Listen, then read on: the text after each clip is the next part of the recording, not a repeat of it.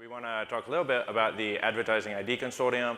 So we'll have a few questions we'll talk through up on stage, and then we're going to open it up to all of you to answer the questions that you guys have.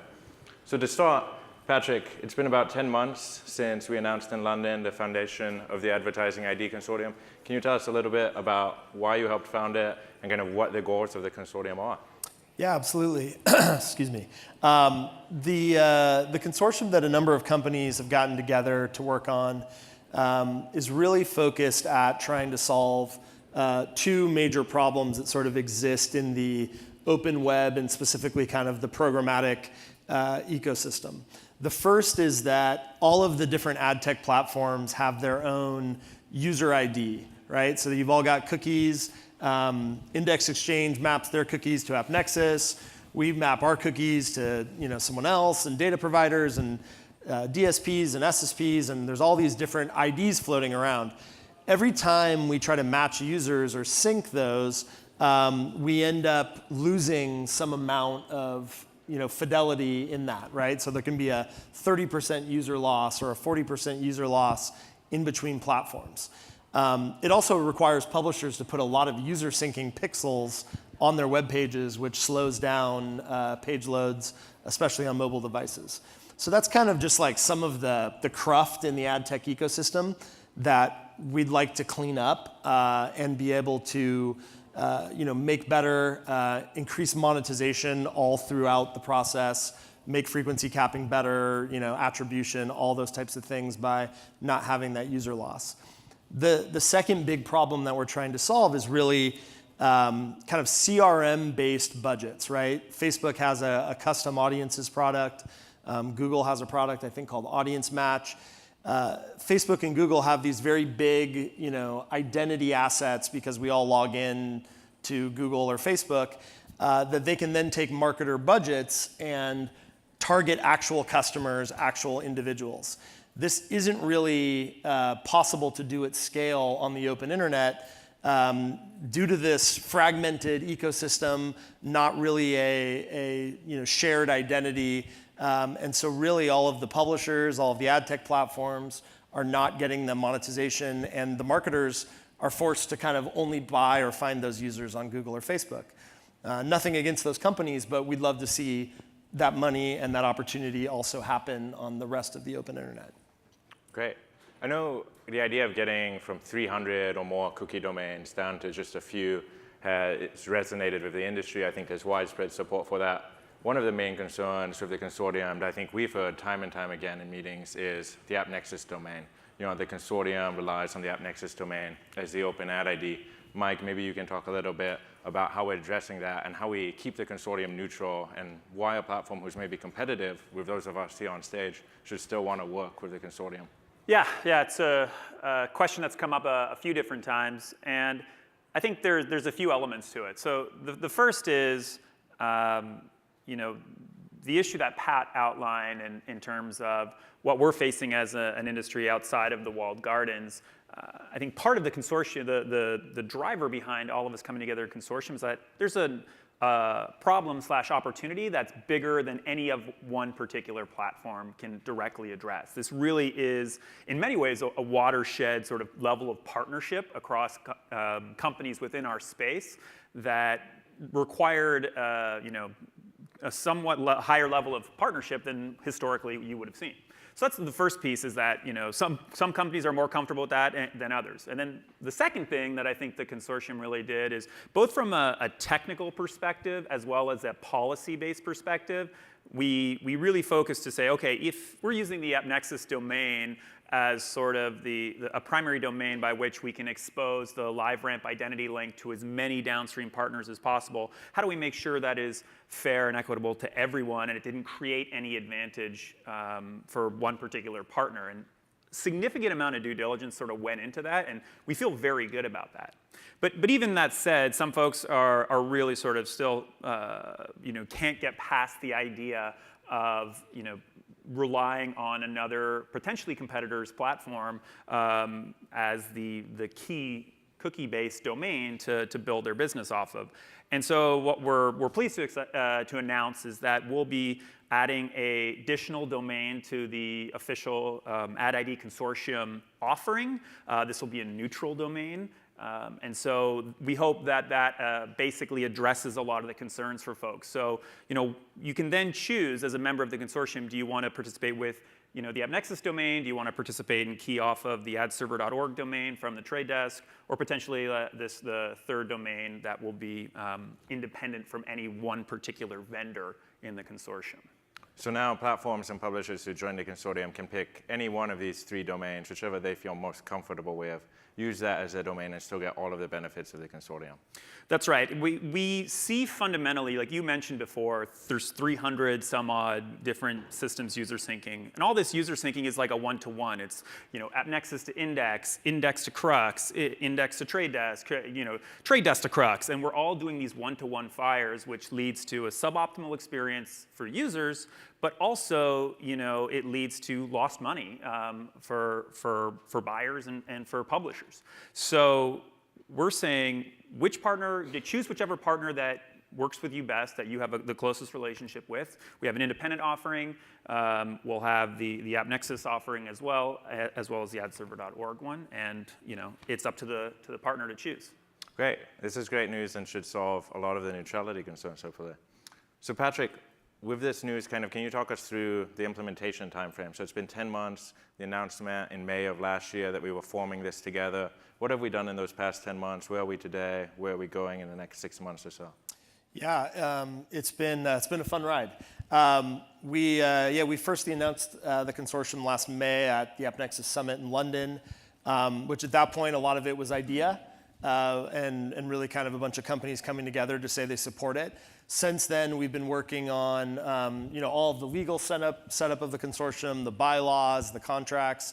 Like Mike said, because of using the AppNexus domain and also LiveRamp's identity link technology, we've had to do a lot of contractual things and negotiations with each other to make sure that all the companies feel okay and good about basing big parts of their business on someone else's technology. So that took a whole host of time. We've been recruiting other platforms to make sure that we have a lot of industry support. And most of the DSPs and SSPs, which is where we really focused most of our time, was kind of in the middle of the programmatic ecosystem. Most of the DSPs and SSPs out there have either officially signed a term sheet to participate in the consortium or are very interested in playing a wait and see. So I think I speak for all of us when I can say that we're very pleased with the membership recruitment. And then both of our companies have been working on the technical implementations of the consortium tech, which looks like a Q2 timeframe to really start rolling out. And AppNexus and Index will be both sending open AdID based supply with the LiveRamp identity link on it to DSPs like the Trade Desk and others who will be able to purchase it and use marketer CRM data to actually target or suppress or attribute people-based advertising. So very cool. I think that's a really, really key point. So I've just been walking around today and seeing some really big brands on people's cards. And in the very near future, these brands can go to their DSP of choice and say, we have X amount of our users associated with IDLs. We want to execute. We want to do Facebook's custom audiences product, but we want to do it with Trade Desk. We want to do it with Rocket Fuel. And through the technology enablement, through the partners here, that will be relatively seamless.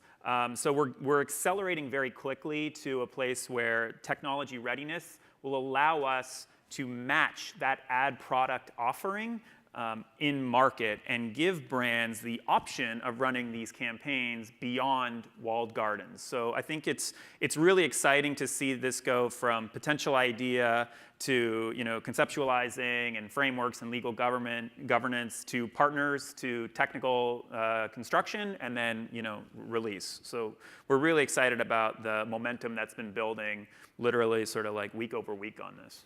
Definitely, yeah. And when you think about it, we announced this 10 months ago, and within 2 months, we're going to see people-based inventory for the first time on the open web, really democratizing identity and bringing parity to the open web with what you see in some of the walled gardens today. So we have the US rollout starting in a few weeks and kind of going through the summer. What's it look like for the rest? We made the announcement in the EU. When does the consortium go to the EU and kind of roll out beyond? I think that we've already got some EU-based partners, which is exciting, and they will be probably, enabling their inventory and buying that inventory on really the same time frame. So I don't know that I would really say that the EU comes later. We just probably haven't done as much partner recruitment over there. GDPR is obviously taking a lot of people's focus, both companies here and companies in Europe, and we think that a lot of the partnership, while the consortium doesn't officially address GDPR, a lot of the partnership that we've seen from consortium members, I think, is helping us all start to adopt and work on a lot of the GDPR-based consent management platforms and things like that. So that will probably impact the speed of EU adoption. And then, the rest of the world, will be next. It's really as fast as we can kind of keep recruiting partners and kind of growing as we move forward. Yeah, two things I would add on that. I think we've observed and watched how other similar approaches to partnerships and consortiums have addressed the rollout. And I think the three of us, as well as Trade Desk, are aligned that let's focus on making this work and prove that it works in a specific market like the United States, and then let's look at activating and focusing our energies in other markets like EMEA or the UK specifically.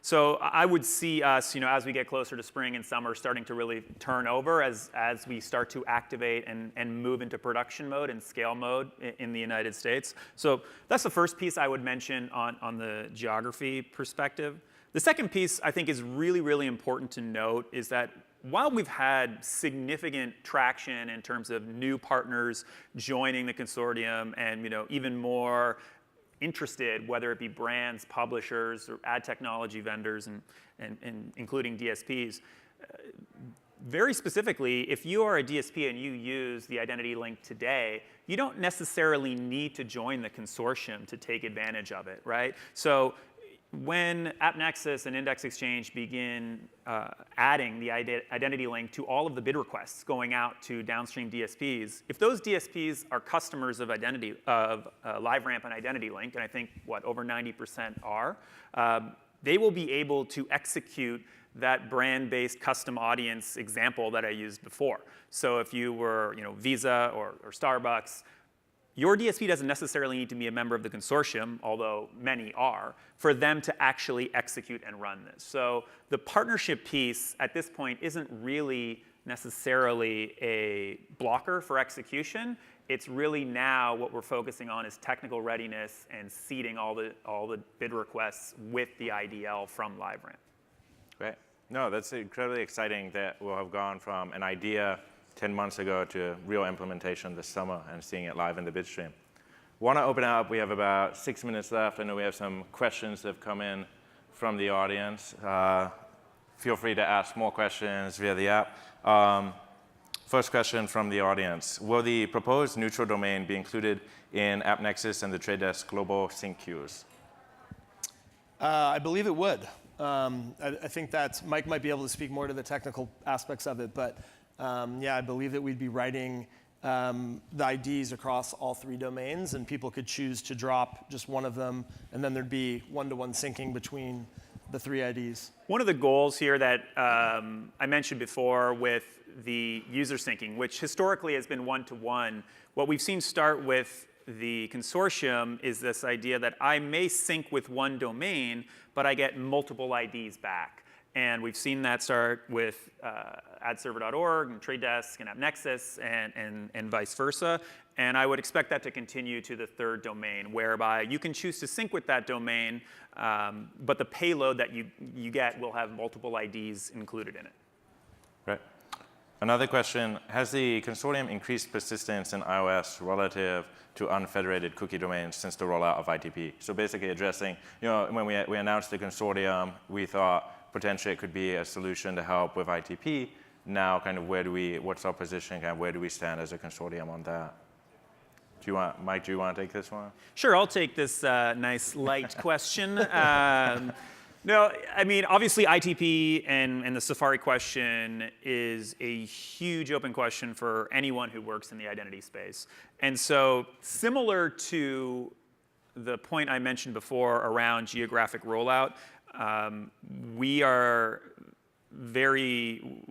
we recognize that this is a super important problem to solve. We have a bunch of different ideas of how we think we are going to address this.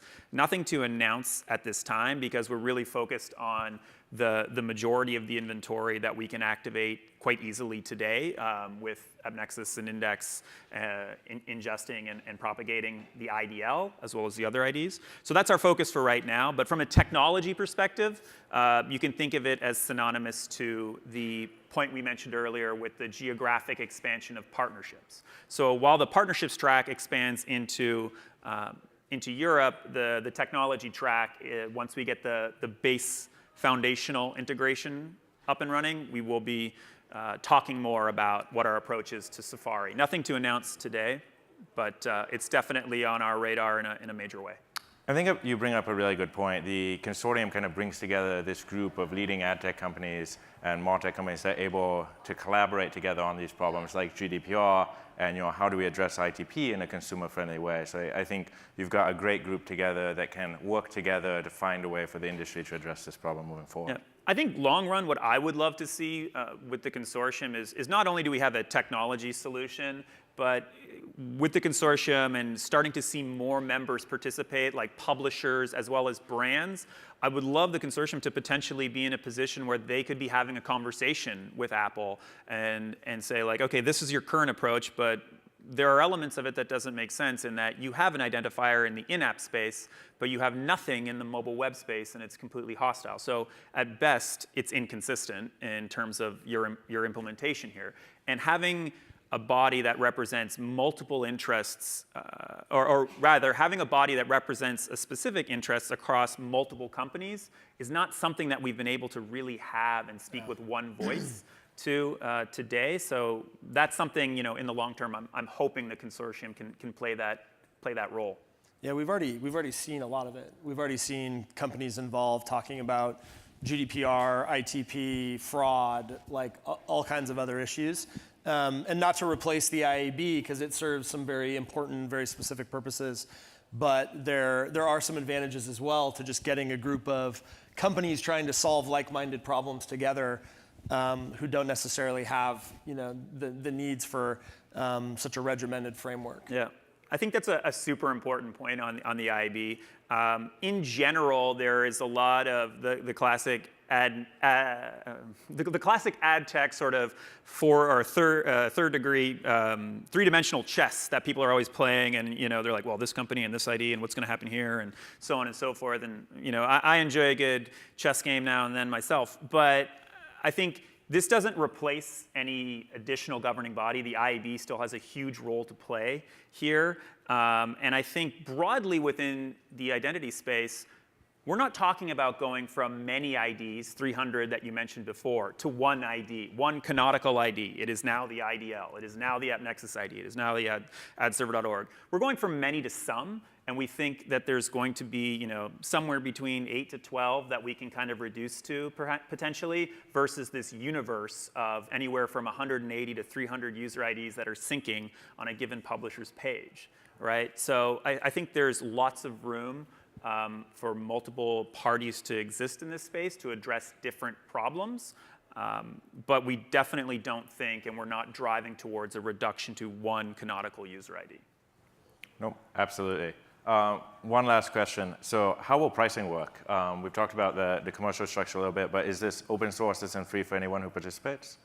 There is going to be I would call a small fee for tech platforms that is basically meant to just cover the costs of legal, financial record keeping, things like that for the consortium. because there are no employees, there's no other costs, and it's not a profit center for any of the companies involved. So there'll just be a small fee for tech platforms to join. We haven't finished what the budget will look like to see exactly what that will be, but we're trying to make the fee a non-factor on whether a tech platform would want to join or not. And then publishers and marketers, there won't be a fee to join if they want to become an official member, but most publishers and marketers can get a huge benefit from this without officially joining. But we'd love their support. We'd love them to become associate members for free, get updates from the consortium, and be the first people to adopt it. The consortium, that small fee will also cover, obviously, the Patagonia vests that will be branded. And our drinks this afternoon, and no, just kidding. I'm actually not kidding. Mike really wants vests. I still don't have one. But. And I think one thing also just to call out is the consortium doesn't require that anyone use any one of the IDs, so there's no required commercial contracts there. So anyone can join the consortium, just pay the small fee to kind of finance the consortium itself, but is not required to use any of the IDs the consortium supports. Patrick and Mike, thank you so much for joining us. Our pleasure. Thank you all.